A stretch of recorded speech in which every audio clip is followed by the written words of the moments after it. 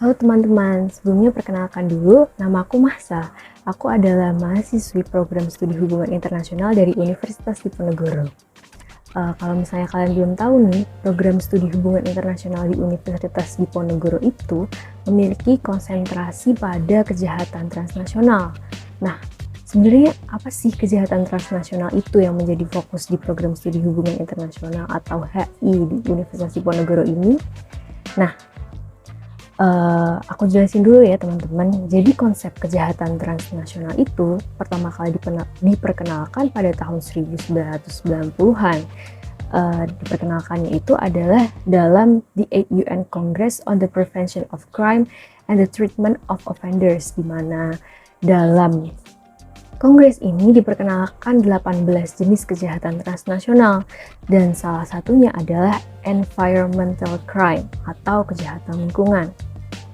Nah, sebenarnya apa sih yang bisa dikategorikan sebagai kejahatan transnasional? Nah, kejahatan transnasional itu ciri-cirinya adalah dilakukan di lebih dari satu negara. Sesuai namanya ya, transnasional, jadi lebih dari satu negara. Kemudian persiapan, perencanaan, pengarahan, dan pengawasannya itu dilakukan di negara lain. Kemudian melibatkan organized crime groups di mana kejahatan dilakukan di lebih satu negara dan menimbulkan dampak yang serius di negara lain. Nah, jadi itulah kenapa ini disebut sebagai kejahatan transnasional, di mana intinya adalah kejahatan ini dilakukan oleh aktor yang ada di berbagai negara, tapi tidak melibatkan sebenarnya tidak melibatkan entitas pemerintah seperti itu. Jadi transnasional. Jadi aktornya itu aktor individual atau grup non pemerintah tapi ada di berbagai negara seperti itu, dan itulah yang disebut sebagai kejahatan transnasional. Nah, kemudian membahas mengenai kejahatan transnasional di bidang lingkungan yang merupakan salah satu kategori dari kejahatan transnasional yang diumumkan oleh PBB tadi, program studi HI di Undip ini menjadikan kejahatan transnasional di bidang lingkungan itu menjadi salah satu mata kuliahnya. Mungkin alasan dari dijadikannya kejahatan transnasional di bidang lingkungan itu menjadi salah satu mata kuliahnya adalah karena adanya urgensi dari isu-isu lingkungan hidup ini sendiri, di mana isu-isu lingkungan hidup ini bukan hanya mengenai masalah alam dan lingkungan seperti banjir, longsor, pencemaran air dan udara, tetapi juga masalah soal peradaban, yaitu soal kebudayaan, adat istiadat, politik, ekonomi, teknologi, dan lain-lain. Nah, salah satu topik yang menurut aku menarik yang didapat dari mata kuliah kejahatan transnasional di bidang lingkungan ini adalah environmental colonialism crime atau kejahatan kolonialisme di bidang lingkungan, di mana menurut Yale University, one harmful extension of colonialism is green crime, which involves violation of environmental law. These violations include illegal actions related to water pollution, air pollution, and radioactive testing. Dan salah satu yang dibahas di mata kuliah kejahatan lingkungan transnasional di bidang lingkungan HI Undip ini adalah kejahatan kolonialisme di bidang lingkungan yang melibatkan pembuangan ilegal sampah-sampah dari negara maju ke negara berkembang. Salah satu isu skandal kejahatan transnasional di bidang lingkungan tentang environmental colonialism crime sempat dilakukan oleh salah satu negara di benua Amerika Utara, yaitu negara Kanada yang melakukan kejahatan environmental colonialism crime terhadap negara Filipina, di mana Kanada sempat membuang limbahnya secara ilegal ke negara Filipina dan membuat limbah ilegal buangan Kanada tersebut menumpuk di negara Filipina.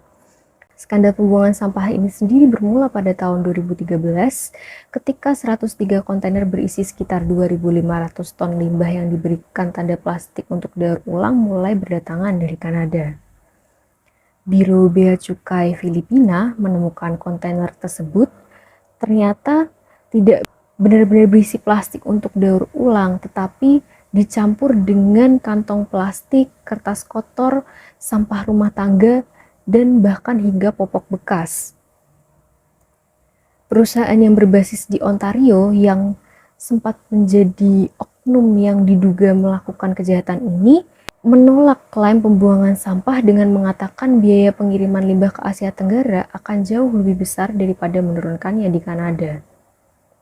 Hal ini sendiri tentu mendapatkan kecaman keras dari parlemen di Filipina, di mana kecaman tersebut sempat menimbulkan demonstrasi yang dilakukan di kedutaan Kanada dan menghasilkan petisi daring yang mengancam tindakan pembuangan sampah ilegal yang dilakukan oleh Kanada ke Filipina tersebut yang berhasil ditandatangani oleh 40.000 orang.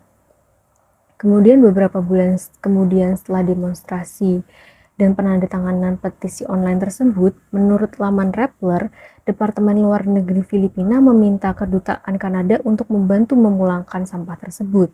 Namun, tanggapan yang diberikan oleh duta besar pada waktu itu justru mengatakan bahwa pemerintah Kanada tidak memiliki wewenang untuk membawa kembali sampah itu ke negaranya. Hal tersebut menyebabkan pembuangan sampah ilegal ini terus berlanjut, di mana pada tahun 2015, 26 kontainer berisi sampah dibuang secara ilegal di tempat pembuangan sampah di Provinsi Tarlac.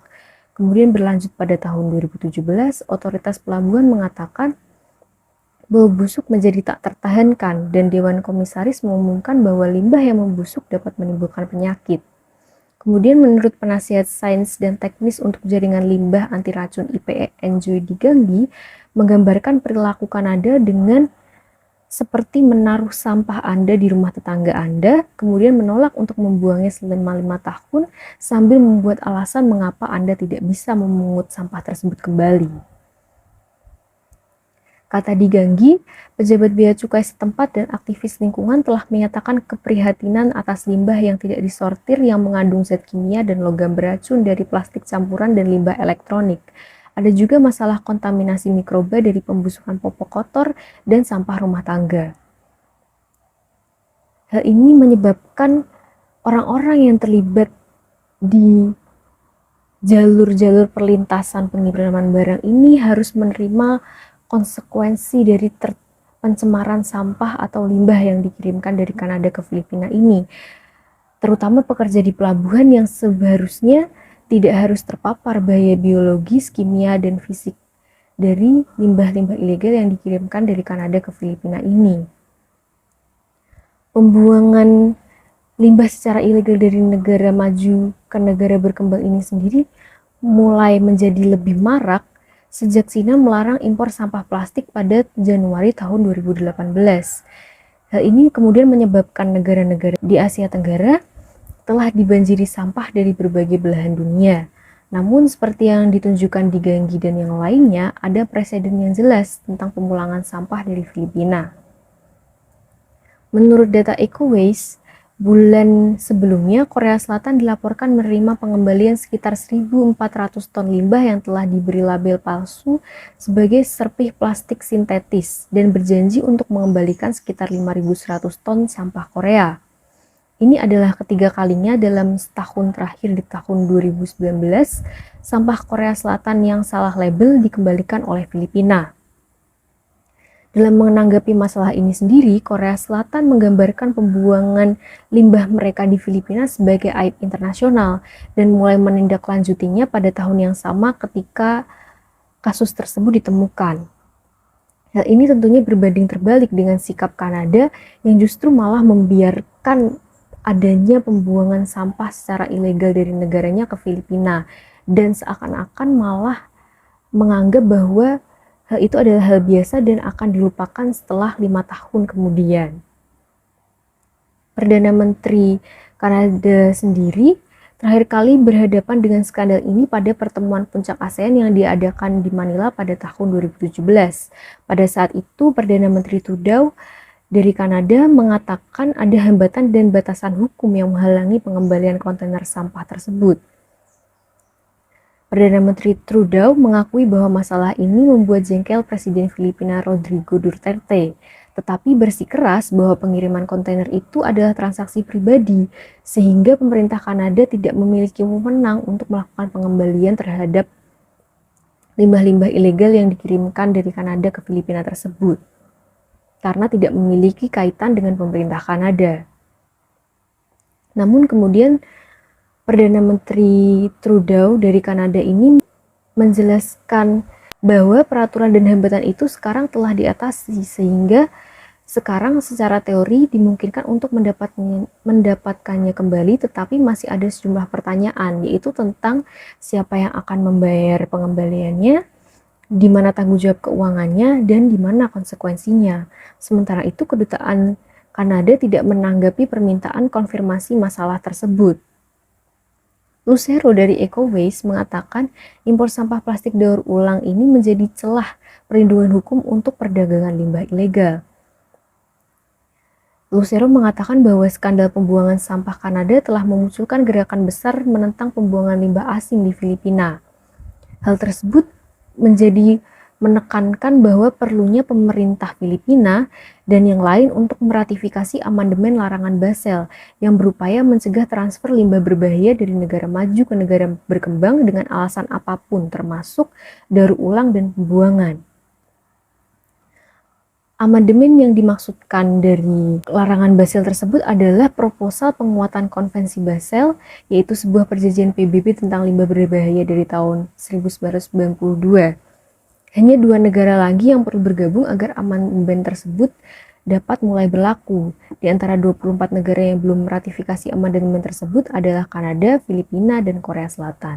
Indonesia sendiri menjadi salah satu negara berkembang yang tidak terbebas dari kejahatan environmental colonialism crime, di mana Kanada juga sempat mengirimkan limbahnya secara ilegal kepada Indonesia, di mana hal ini dirangkum dalam sebuah dokumenter yang di dalamnya The Fifth Estate menemukan bahwa perusahaan daur ulang Kanada mengirim sampah rumah tangga yang tak terpilah secara ilegal. Kiriman ini dilakukan dengan cara menyembunyikan sampah tak terpilah itu ke sampah yang sudah mendapatkan persetujuan untuk diekspor. Hal ini menyebabkan sampah-sampah impor dari Kanada yang datang ke Indonesia hanya kurang dari 10%-nya saja yang bisa didaur ulang, sementara sisanya malah menjadi limbah baru bagi Indonesia. Hal ini juga menjadi concern bagi salah satu aktivis cilik asal Indonesia, Esnina Azhara Akilani atau akrab disapa Nina, yang juga mengungkapkan kekhawatirannya atas masalah sampah plastik yang dikirim Kanada ke Republik Indonesia. Ia kemudian membuat surat kepada Perdana Menteri Kanada Justin Trudeau untuk tak membuang sampah plastik Kanada ke Indonesia. Dokumenter tersebut kemudian menunjukkan aktivitas Nina yang berupaya memungut sampah plastik di Sungai Brantas, Jawa Timur bersama teman-temannya. Terlihat tumpukan sampah plastik memenuhi pinggiran sungai dan tersangkut pada tumbuhan yang berada di daerah itu. Selain itu, Nina juga menceritakan masalah pembelian sampah kertas di Indonesia. Jadi pabrik kertas di Indonesia membeli sampah kertas dari negara maju, tetapi negara maju menyelundupkan sampah plastik mereka ke Indonesia karena mereka tahu bahwa daur ulang plastik itu sangat sulit dan mahal. Makanya mereka memilih menyelundupkan sampah plastik itu ke Indonesia. Begitulah ungkap Nina. Sebelumnya Nina juga sempat membuat surat kepada Presiden Indonesia Joko Widodo terkait masalah impor plastik. Dalam surat tersebut, Nina menunjukkan bahwa negara-negara maju seperti Amerika Serikat, Kanada, Australia, dan Eropa kerap menyelundupkan sampah plastik mereka ke sampah kertas yang diimpor Indonesia. Desa Bangun Mojokerto menjadi tempat pembuangan sampah plastik impor terbesar di Jawa Timur. Para penduduk desa memilah sampah plastik impor yang laku dijual dan yang tidak laku dijual. Kegiatan pemilahan tersebut ini berdampak pada sungai di desanya. Sampah plastik harus dicuci bersih dan limbah hasil pencuciannya itu kemudian mengalir ke sungai dan menyebabkan sungai menjadi tercemar dan berdampak pada matinya ikan-ikan di sana. Tak hanya itu, limbah plastik juga berpotensi melepaskan mikroplastik berukuran kurang dari 5 mm yang menyebabkan bukan tidak mungkin bahwa mikroplastik itu bisa masuk ke tubuh manusia. Di mana jika mikroplastik itu ada di sungai, maka ikan-ikan akan terkontaminasi dan ikan tersebut dimakan oleh manusia, sehingga mikroplastik ini bisa menyebabkan penyakit serius pada manusia, ungkap Nina selaku aktivis cilik dari Jawa Timur ini. Indonesia sendiri sebenarnya telah memiliki regulasi mengenai impor limbah ini sendiri, di mana regulasi tersebut diatur dalam pasal 69 Undang-Undang Nomor 32 Tahun 2019 tentang perlindungan dan pengelolaan lingkungan hidup, di mana dalam pasal tersebut berisi setiap orang dilarang untuk pertama memasukkan B3 yang dilarang menurut peraturan perundang-undangan ke dalam wilayah NKRI. Yang kedua, dilarang untuk memasukkan limbah yang berasal dari luar wilayah NKRI ke media lingkungan hidup LKRI. Dan yang ketiga, dilarang untuk memasukkan limbah B3 ke dalam wilayah NKRI. Kemudian, peraturan mengenai pelarangan masuknya limbah ke media NKRI juga telah diatur dalam Undang-Undang Nomor 23 Tahun 1997. Namun justru sekitar tahun 1999 terjadi impor limbah dari negara lain ke Indonesia. Dan limbah yang dimaksud tersebut termasuk dari kategori limbah B3. Hal yang bisa menjadi penyebab dari longgarnya peraturan perundang-undangan ini adalah adanya inkonsistensi dari peraturan Kementerian Perdagangan Nomor 31 Tahun 2016 yang justru memperbolehkan impor limbah non-bahan beracun dan berbahaya, yaitu berupa sisa buangan atau scrap, tidak terkontaminasi limbah B3, dan memenuhi permintaan industri kertas akan sampah kertas atau paper waste untuk diolah menjadi kertas. Dan limbah ini kemudian dimanfaatkan oleh 12 industri kertas di Jawa Timur yang menggunakan bahan baku kertas bekas impor. Namun dalam prakteknya, impor limbah ini disusupi dengan limbah B3 dalam kontainer yang berisi limbah non B3. Dan limbah B3 ini jumlahnya bisa mencapai 35% dari seluruh limbah yang diimpor ke Indonesia. Hal ini menunjukkan bahwa memang dari kejahatan environmental neocolonialism crime yang dilakukan oleh utamanya dalam kasus ini adalah Kanada yang mengancam lingkungan di negara berkembang ini harus ditanggulangi dengan solusi penegakan hukum yang tegas dan adanya pengawasan-pengawasan terhadap limbah-limbah yang diimpor dari negara maju ke negara berkembang ini agar benar-benar sesuai dengan peraturan perundang-undangan.